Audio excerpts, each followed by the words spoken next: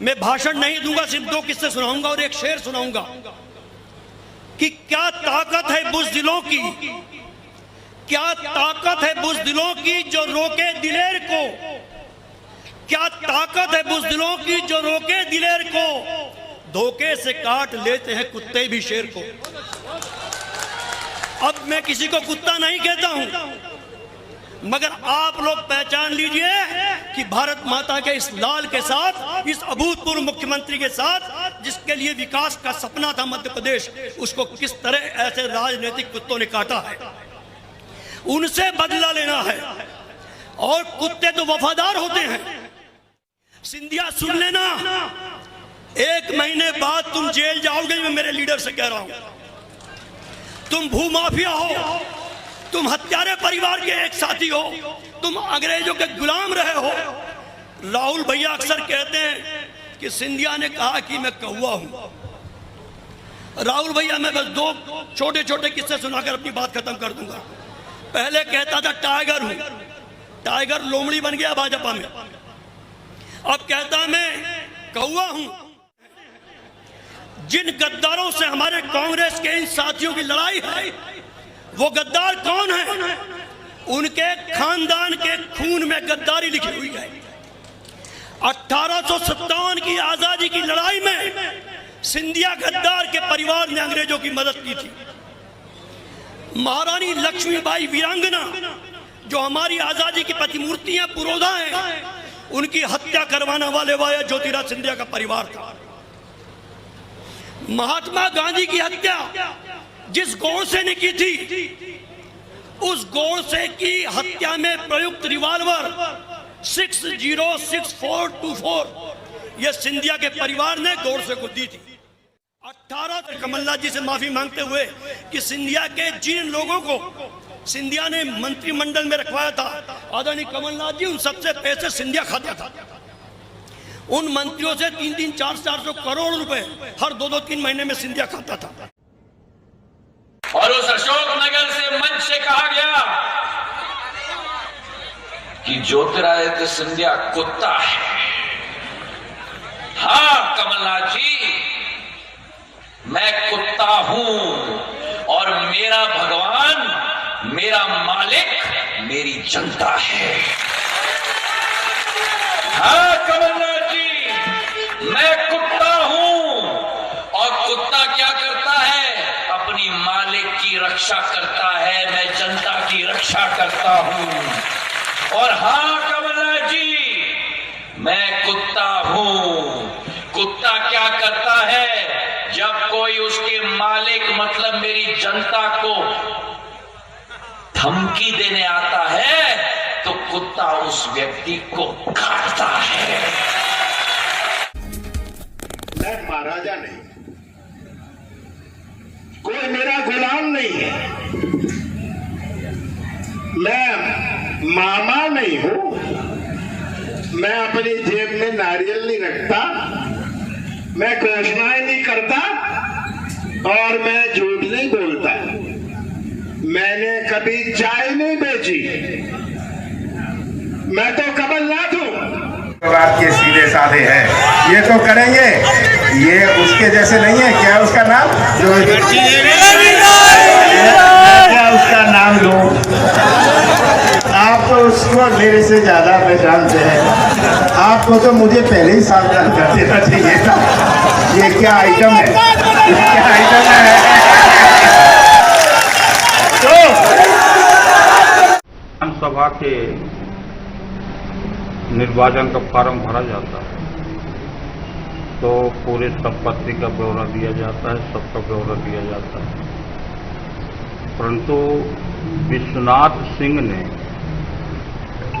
अपने पहली औरत जो वर्तमान में, उसका ब्यौरा नहीं दिया है कि मेरा एक औरत और है जिसका शादीशुदा है, रखैल औरत का ब्यौरा दिया है। देखिए 2 तस्वीरें अब आपको दिखा रहे हैं। पहली तस्वीर कांग्रेस प्रत्याशी की पत्नी विश्वनाथ सिंह की पत्नी, और दूसरी तस्वीर जहां पर पूर्व मुख्यमंत्री कमलनाथ ने जब इमरती देवी को आइटम कहकर अमर्यादित शब्द का यहां पे इस्तेमाल किया।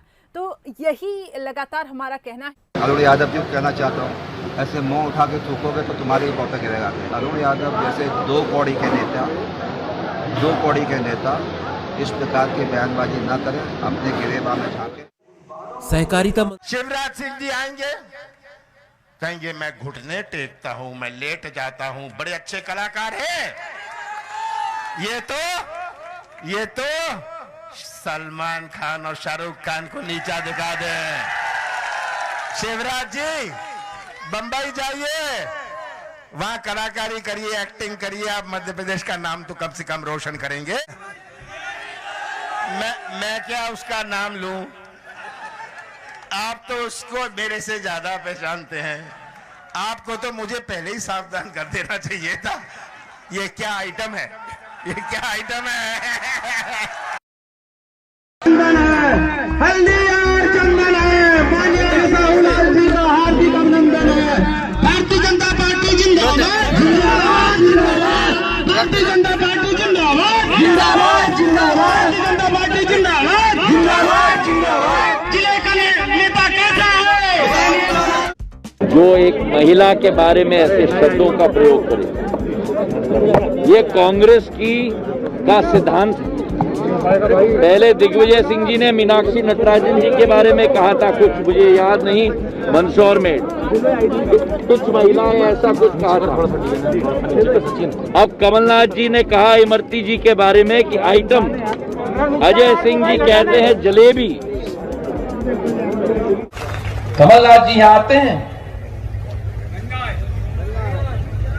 अशोकनगर में आए ना, और कहा कि मैं कुत्ता हूं। हाँ कमलनाथ जी सुन लीजिए, मैं कुत्ता हूं क्योंकि मेरा मालिक मेरी जनता है जिसकी सेवा में करता हूं।